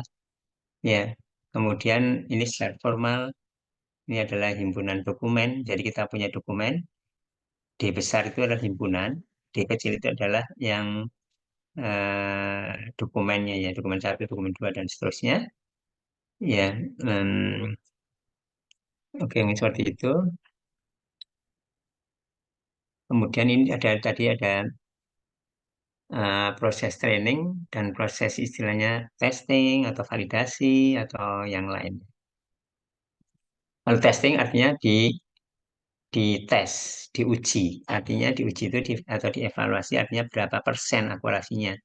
Seperti halnya kalau kita kuliah misalkan, ini training belajar, ya dihasilkan model klasifikasi kemudian dites. Ya, seperti itu. Ya, inputnya data training, data testing, yang tadi saya kira udah. Kemudian mungkin perlu praproses. Ya, kita perlu praproses, mungkin karena saya kira kita udah bahas ya. Mengapa kita perlu praproses di sini? Silakan mungkin ada komentar.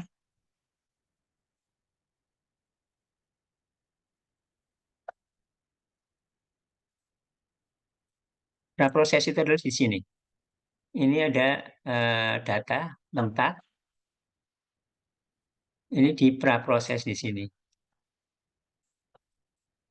Atau ini data mentah juga untuk testing. Ini data testing ya. Ini data training ya. Data training artinya menghasilkan model. Data testing artinya menguji model. Ya. Di sini juga di praproses. Ya ini mungkin contohnya atau gambarnya kurang. Ini sebenarnya prosesnya ini nggak ada prosesnya udah implisit di sini ya, karena proses testing itu jauh lebih sederhana. Proses testing itu jauh lebih sederhana sehingga tidak digambarkan kotak di sini, tapi langsung aja ini praproses, kemudian langsung aja di sini menggunakan model. Ya sekarang praproses, mengapa kita perlu praproses? Silahkan mungkin ada komentar 1-2 di antara kalian.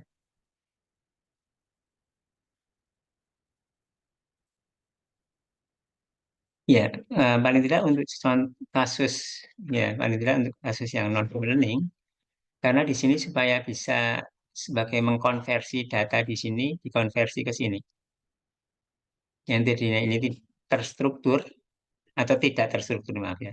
Tidak terstruktur itu maksudnya antara email satu dengan email yang lain kan tidak ada ini apa tidak ada standar pola yang harus cara nulisnya. Sedangkan di sini terstruktur. Terstruktur itu artinya seperti misalkan matriks seperti ini. Di sini email 1, email 2, dan seterusnya. Di sini himpunannya itu udah fix. Jumlahnya, jenisnya udah fix. Ya, di sini harus jadi seperti ini. Oke, kita lanjutkan aja. Jadi perlu praproses, kemudian proses klasifikasinya sendiri, yaitu proses learning dan proses testing dan evaluasi. Oke. Inputnya itu kalau teks ya artinya berupa teks apapun lah, katakanlah seperti itu ya. Ya tadi apa karena metode atau algoritma machine learning termasuk klasifikasi itu adalah klasifikasi yang kita gunakan juga untuk yang data yang terstruktur ya. Jadi saya kira kita udah pernah beberapa kali bahas ya bahwa seperti misalkan katakanlah contohnya ada naive Bayes, SVM, kemudian ada misalkan decision tree yang kalian udah pelajari di pembelajaran mesin. Contohnya apa? Datanya menggunakan untuk naive Bayes ini, datanya apa?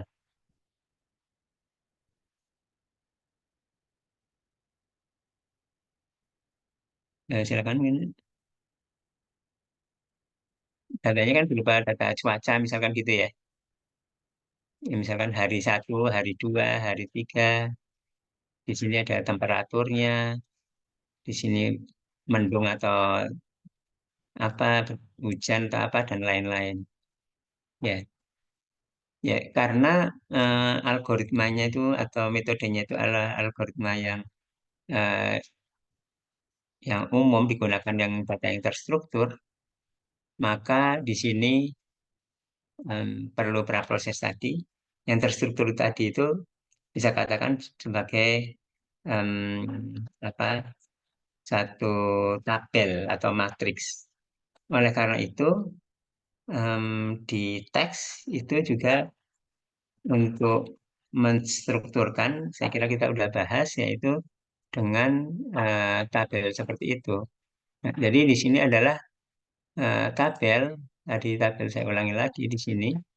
Ini adalah himpunan atribut.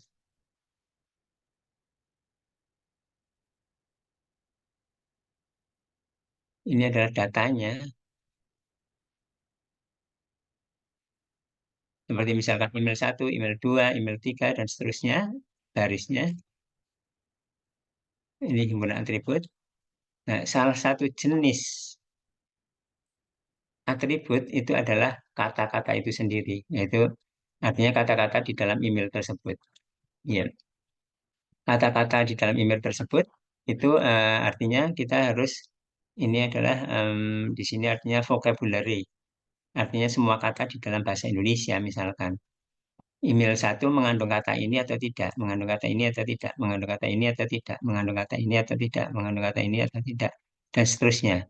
Yang Di sini disebutkan bahwa ini adalah matriks dokumen, istilah umumnya ya. Ini adalah dokumen satu, dokumen itu bisa email, bisa tweet atau yang lain, dan term. Term itu kata. Secara kasarnya ini adalah term. Atributnya berupa salah satunya adalah term, kata-kata. Ya, seperti itu. Lanjutkan. Ya, atau disebut term dokumen matriks. Ya, ya kita udah pelajari ada tokenisasi, ada penghilangan stopword, normalisasi bentuk kata. Normalisasi bentuk kata itu adalah seperti misalkan ini apa? Misalkan kalau hmm, kalau misalkan ada singkatan-singkatan yang tidak standar, kemudian kita standarkan. Oh, oke, super. Ya, ya seperti itu ya. Oke, kita lanjutkan. Ya. Kemudian di praproses itu perlu juga pengurangan dimensi. Ya, pengurangan dimensi itu seperti yang ini ya tadi di gambar ini. Karena di sini adalah kata-kata yang itu jumlahnya mungkin ada 30.000, katakanlah kosakata bahasa Indonesia, maka perlu dikurangin. Ya, dikurangin itu dari 30.000 menjadi hanya misalkan 500. Mengapa perlu dikurangin?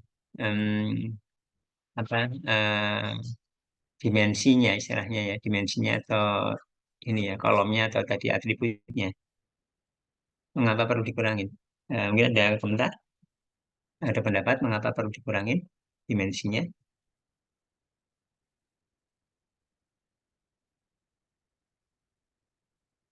Silakan mungkin ada komentar. Saya izin menjawab. Silakan Mbak. Karena Akmal. Proses dimensional reduction itu diperlukan karena mempersingkat waktu proses, Pak. Waktu proses training dari modelnya. Oke, mempersingkat waktu proses lainnya. Akmal ini ya, Akmal Muzaki ya, nomor 10. Ya, mempersingkat proses training. Ya, terima kasih Akmal. Yang lain? Kalau dari saya Pak, kenapa Ya, silakan. tadi dibutuhkan itu untuk Maaf, kurang jelas, Dominika. untuk mengatasi kutukan dimensi Pak, karena kalau banyak dimensinya besar itu seperti kata Akmal tadi waktunya lebih banyak, jadi komputasinya lebih tinggi, bisa jadi nanti malah overfitting atau kesulitan di bagian mengoutputkan atau buat di visualisasi datanya Pak. Jadi, Ya, terima kasih ya Dominika. Jadi kalau yang disampaikan Dominika yang saya tangkap adalah dengan dimensinya yang tinggi itu jadi kompleks ya. Kemudian juga ada hasilnya kurang optimal, ada overfitting misalkan gitu ya. Ya, tadi Akmal waktunya lama kalau dimensinya tinggi, kemudian kalau Dominika itu prosesnya kompleks, bahkan hasilnya kurang bagus karena ada misalkan overfitting. Yang lain lagi silakan. Saya Pak. Ya silakan. Anindya. Ya. Dimensional tadi tuh diperlukan mungkin karena mengurangi overfitting, jadi tuh biar nanti pas intinya dapat mengoptimalkan kinerja model klasifikasi Pak. Iya. Anindya nomor berapa ya? Berapa ya Pak? Saya juga lupa. Itu Pak. 26. Oke.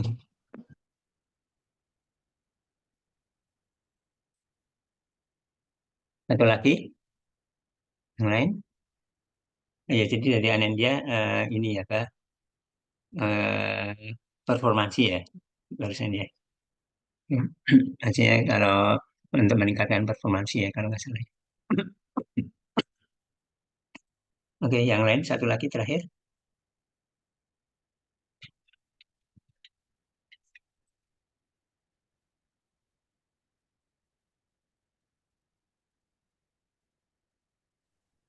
Saya Pak, Ya silakan.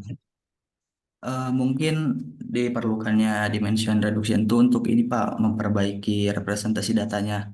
Jadi misal eh, jika ada data teks yang ini apa, yang kehilangan fiturnya atau tidak relevan, atau mungkin juga bisa apa namanya tuh redundan Pak, sehingga nanti untuk menguranginya tuh dapat meningkatkan kualitas analisisnya Pak.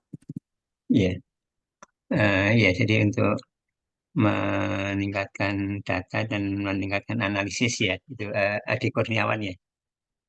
Ini Iya benar Pak. ya di sini Adi ya. Oke. Mungkin saya ingin menambahkan, memberi komentar. Eh, ya, jadi secara singkat, atau saya kira kalian udah menyebutkan ya, atau secara singkatnya itu adalah bahwa kalau dimensinya tinggi, tadi ada yang mengatakan juga kutukan dimensi dan lain-lain, itu supaya performansnya lebih tinggi ada proses pengurangan atau apa yang ini tadi ya, karena dia prosesnya jadi lama, butuh memori yang besar, lebih kompleks, akurasinya atau performansinya jadi turun, ya. Tapi atau bahkan juga yang lebih parah itu adalah kalau dimensinya terlalu besar mungkin algoritmanya nggak bisa jalan. Nggak bisa jalan artinya harus butuh mesin yang lebih besar.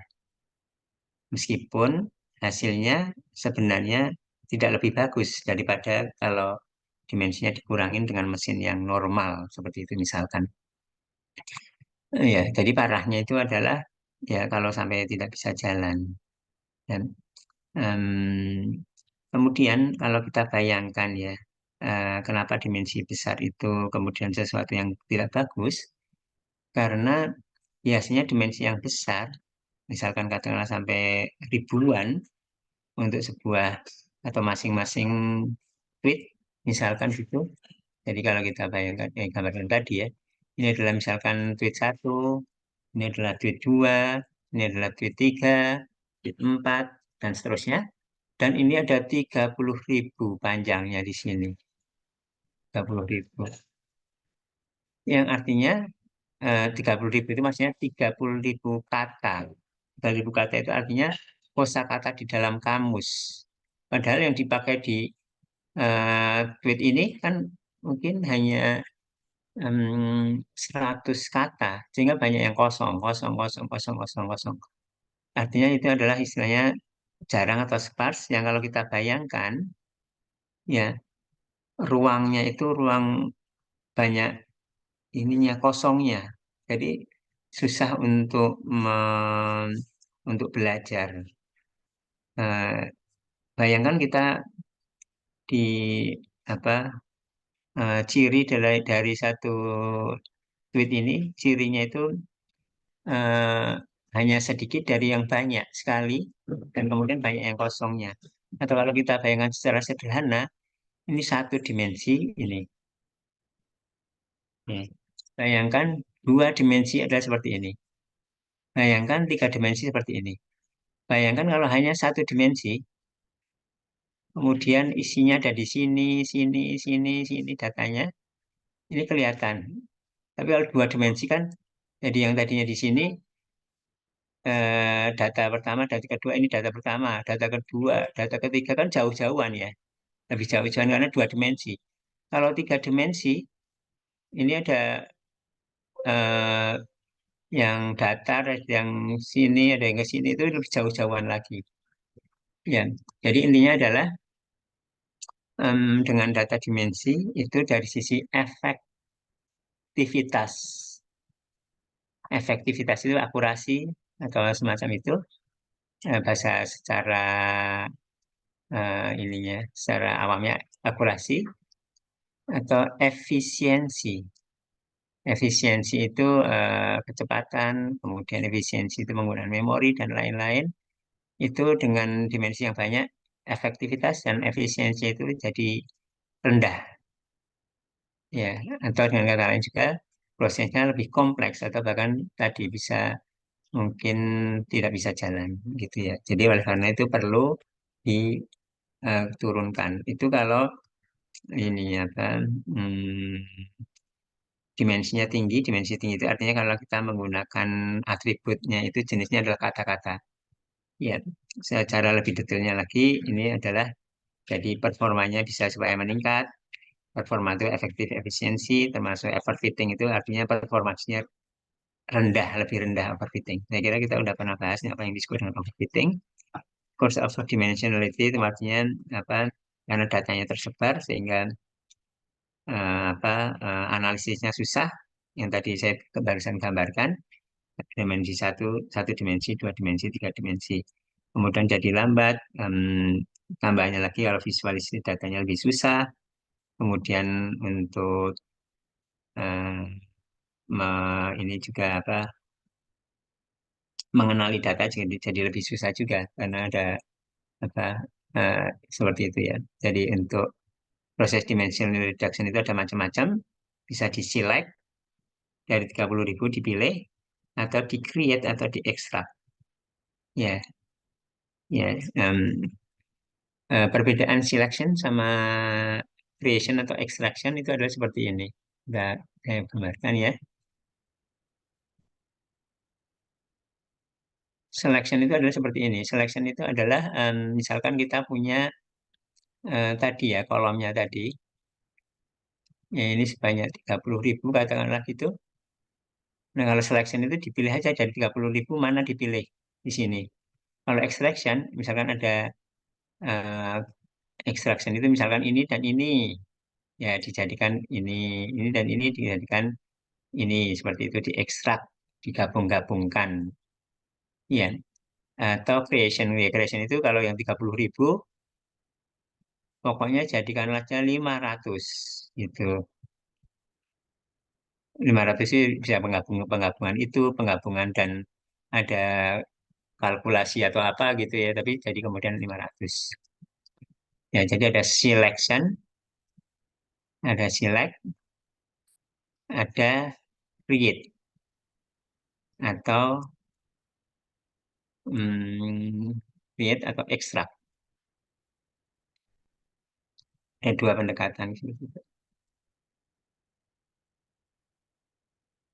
Dan ada beberapa pendekatan yang lain, yang sudut pandang yang lain ya, yaitu yang dari apakah supervised atau unsupervised ya. Ya, ya mungkin saya kira seperti itu mekanisme klasifikasi saya kira sudah. Kemudian evaluasi nanti akan kita bicarakan di pertemuan berikutnya untuk klasifikasi, yaitu pertemuan ke-8 setelah Idul Fitri. Nah, bias. Nah, jadi pertanyaannya adalah yang tadi saya balik lagi ke pertanyaannya, mungkin ini adalah poin yang terakhir ya. Pertanyaannya adalah bahwa kalau kita di proses training, ini adalah data training, kemudian dihasilkan model klasifikasi,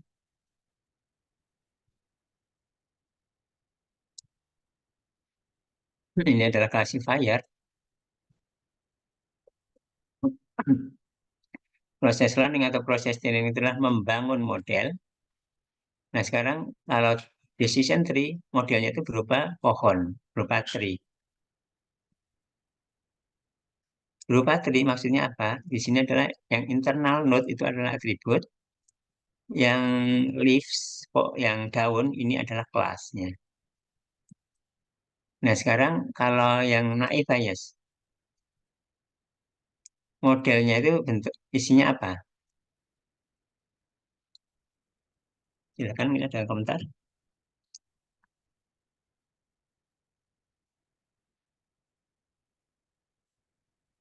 Berdasarkan teorema Bayes, Pak. Ya, sebentar. Salah. Barusan siapa? Harsha. Ahmad Jundi. Oke.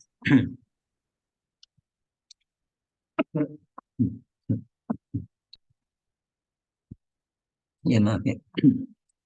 Ahmad Jundi di oh ini ya, 29 ya. Oke. Ya, Ahmad, jadi yang saya tangkap barusan berdasarkan teorema Bayes ya.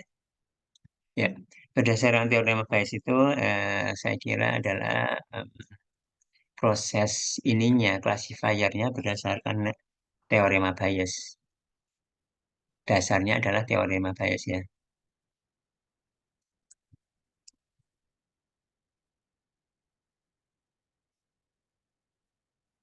Tapi hasil ini sendiri modelnya isinya apa? Ini apa? Ahmad Jundi atau yang lain? Saya coba menjawab, Pak. Ya, silakan. Jadi bentukannya itu kan dia melalui perhitungan teorema Bayes menghasilkan tabel probabilitas bersyarat dari tabel label dan juga tabel fitur ke label probabilitasnya berapa. Oke, Adrian ya. Ya, makasih Adrian ya. Ya, di sini itu adalah probabilitas. Kalau tadi Adrian mengatakan probabilitas bersyarat, sebenarnya ini adalah probabilitas bersyarat dan probabilitas yang ini apa istilahnya probabilitas istilahnya apa yang bersyarat dan ya yang tidak bersyarat ya. Bersyarat itu maksudnya bersyarat ke probabilitas ini kelasnya yaitu spam maka given ini adalah teksnya. Nah, probabilitas kelasnya bukan spam, given ini kelasnya bersyarat atau juga probabilitas yang istilahnya apa yang tidak bersyarat pakai tidak bersyarat ini ya, ya langsung aja kelasnya spam dan kelasnya bukan spam. Tapi intinya adalah probabilitas di sini. Kalau pohon decision tree classifiernya adalah artinya ini. Kalau di sini artinya angka-angka. Kalau naik bias artinya angka-angka. Probabilitas itu angka ya. Yang kita anggap probabilitas ini adalah 0, berapa, 0, berapa. Ya, di sini artinya di sini di total 1 ya kan isinya cuma spam atau bukan spam dijumlahkan 1. Ya, seperti itu. Jadi intinya adalah probabilitas. Ya, kalau kita lihat misalkan ya ini langsung aja dulu modelnya itu adalah seperti ini. Ya, ini isinya adalah ini. Probabilitas yang bersyarat. Ya. Ya. Ya, jadi seperti misalkan ini probabilitas bersyarat kalau layak givennya ini, kemudian probabilitas layak ya givennya ini, probabilitas layak givennya ini, probabilitas tidak layak givennya ini. Given itu maksudnya adalah ini apa? Given itu artinya datanya ya. Sebenarnya datanya lemah, tinggi, mahal. Baterainya lemah. Oh ini ya. Jadi baterainya ini baterainya. Ya, kemudian ini adalah baterainya. Kameranya ini adalah harganya. Given itu maksudnya untuk satu data. Misalkan probabilitasnya apa kelasnya di sini ya kalau givennya adalah kuat segini kalau kalau di sini kan lemah berarti di sini ya kemudian ianya sedikit ini seperti 8 tidaknya seperti ini kemudian dari sisi tinggi ke rendahnya karena yang tinggi maka di sini adalah kelasnya di sini layaknya iya segini layaknya tidak segini ini menentukan ini dengan dari sisi kameranya dari sisi harganya ini adalah kalau mahal ini layak segini Kalau tidak layak segini. Kemudian nanti tinggal dikali-kalikan termasuk probabilitas ini untuk iya atau tidak di dalam trainingnya. Di dalam data training ada kelas yang layak berapa, kelas yang tidak ada berapa. Tapi intinya adalah probabilitas. Kalau kita lihat seperti itu ya. Jadi nanti kita ya, jadi ini adalah semua di sini yang satu halaman slide ini adalah yang tabel 1, 2, 3, 4. 4 tabel. 4 tabel yang berisi angka-angka. Angka-angka itu adalah angka-angka probabilitas, baik itu yang bersyarat ataupun yang tidak bersyarat di sini. Ini adalah modelnya berisi ini model. Kalau decision tree adalah pohon, di sini adalah bentuknya seperti itu. Ya, seperti itu ya. Gimana, paham nggak? Ini dihasilkan dari apa? Dari menghitung probabilitas dari data training, yaitu dengan teorema Bayes. Ya, teorema Bayes adalah seperti ini. Nah, silakan mungkin ada komentar, pertanyaan.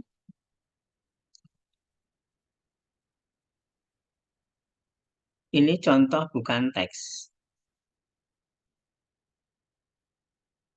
Contoh hanya atributnya 3 saja. Lihat tadi, atributnya cuma 3 tadi.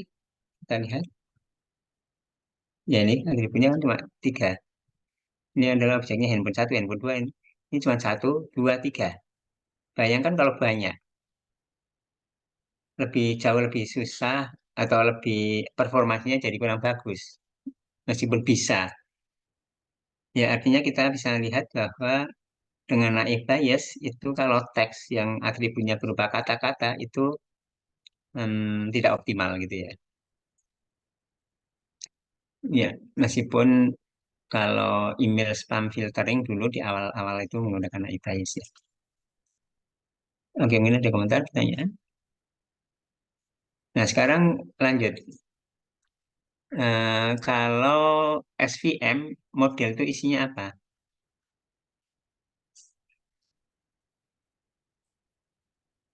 Kalau decision tree isinya ini berupa pohon model di sini ya model. Nah kalau naive Bayes berupa angka-angka seperti tadi yang satu halaman slide. Nah kalau SVM berupa apa? SVM singkatan dari apa ya? Silakan ada komentar. Jawaban SVM singkatan dari apa? Izin menjawab, Pak. Ya Support silakan. faktor mesin. Oh, ya, oke, makasih ya Haura. Haura nomor berapa ya? Tadi udah punya. Kalau nggak salah 19, Pak.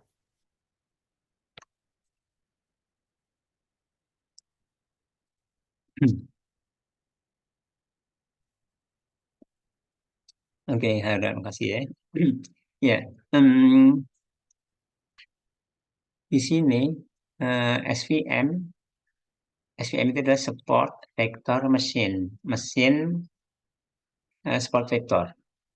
Ya, kalau SVM model di sini, model yang dihasilkan pada intinya adalah berupa support vector. Apa itu support vector? Support vector itu adalah atau sebelumnya kita lihat apa itu SVM dulu. Kita lihat ya. Kemudian nanti kita lihat support vector. Support vector mesin itu apa? Kemudian kita lihat. Support vector mesin itu intinya adalah bahwa membuat pembatas, garis, atau plane, atau bidang.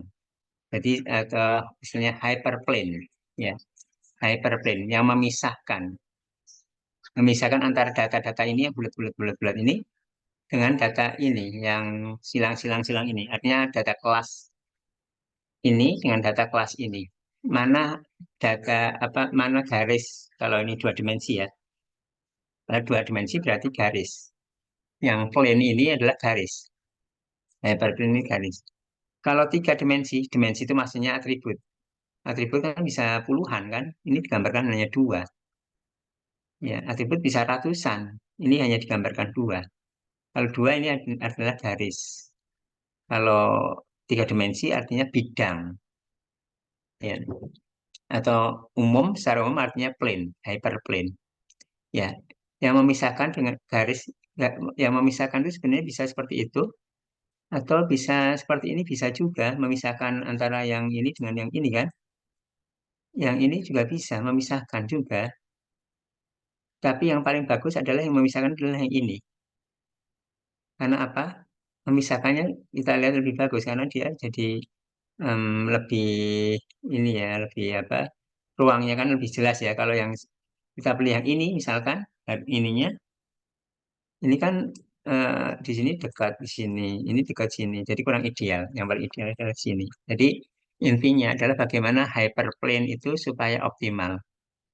Nah, support vector machine itu adalah ininya modelnya itu terdiri dari support vector. Support vector itu apa? Support vector itu adalah yang data-data training yang menentukan hyperplane ini garis. Kalau di sini garis yaitu yang ini misalkan yang ini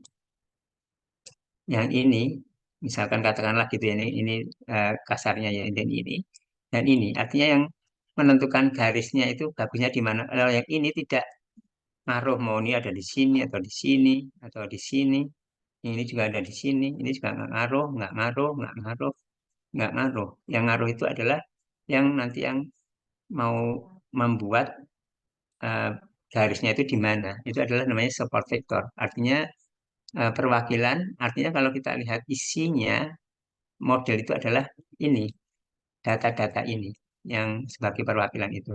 Yang saya kira seperti itu udah ini ya, udah ya intinya adalah seperti itu. Dan yang perlu diperhatikan di sini adalah support vector mesin itu adalah landasan matematiknya itu kuat. Beda dengan deep learning atau dasar deep learning yang landasan matematiknya itu sebenarnya tidak sekuat ini. Tapi kenyataannya deep learning itu lebih efektif. Ya, ini landasan matematiknya kuat. Tapi ya itu kita udah belajar deep learning dan mau belajar deep learning lagi itu jauh lebih bagus lah gitu dari sisi performansinya. Ya, ini saya kira seperti itu ya. Silakan kalau ada pertanyaan sambil presensi.